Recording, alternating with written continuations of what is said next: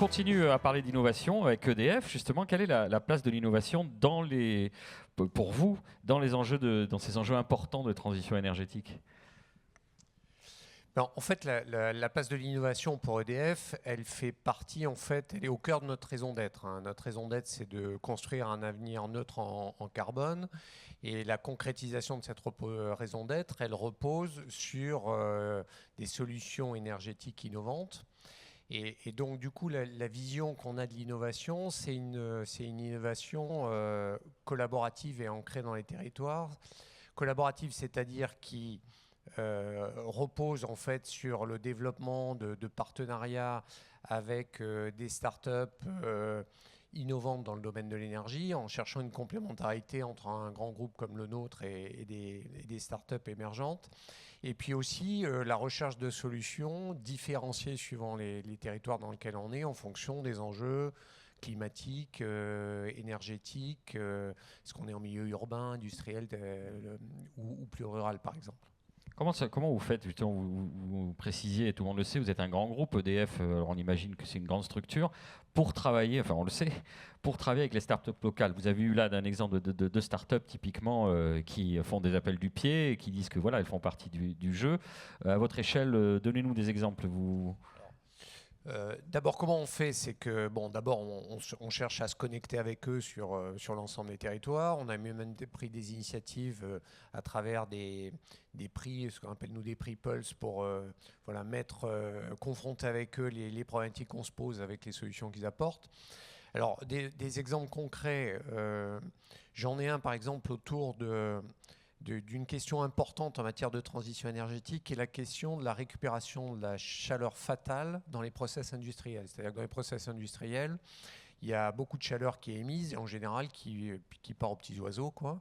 Et donc là, il y a une opportunité de la récupérer, mais ça suppose de pouvoir la récupérer, la stocker, souvent la transporter parce qu'on a besoin ailleurs, et puis ensuite de la restituer.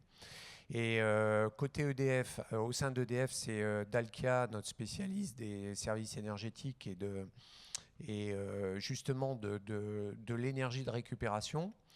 Et on a noué une collaboration avec une start-up toulousaine qui s'appelle Water Horizon et avec son créateur Jean-Emmanuel Faure. Lui, son innovation, elle est justement sur le stockage à partir de moyens thermochimiques, c'est-à-dire qui consomment très très peu d'énergie. Le transport, parce que voilà, on peut récupérer ça dans une usine et avoir besoin de le réutiliser en termes de chaleur, par exemple dans une piscine ou dans un logement.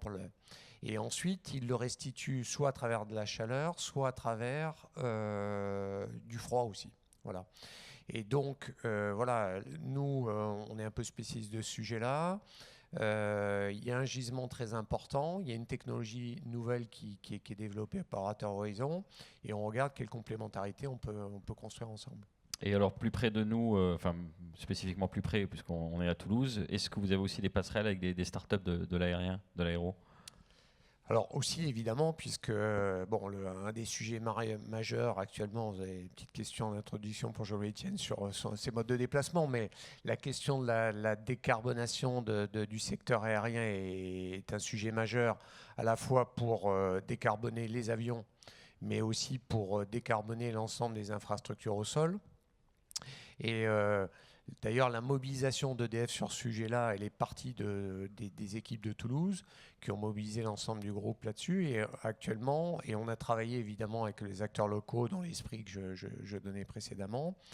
Et on travaille actuellement avec une start-up qui commence à avoir une belle envergure sur Toulouse qui s'appelle Aura Aero. Une certaine aura? Ouais, une certaine aura. Et à mon avis, elle en aura de plus en plus.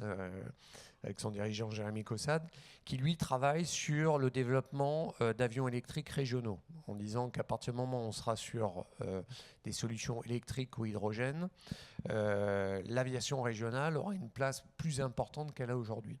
Et on travaille avec lui à la fois sur ce qu'on appelle l'électrification des tarmacs, c'est-à-dire comment on fait demain pour qu'un avion électrique il se recharge en 20 minutes, c'est quand même un petit sujet.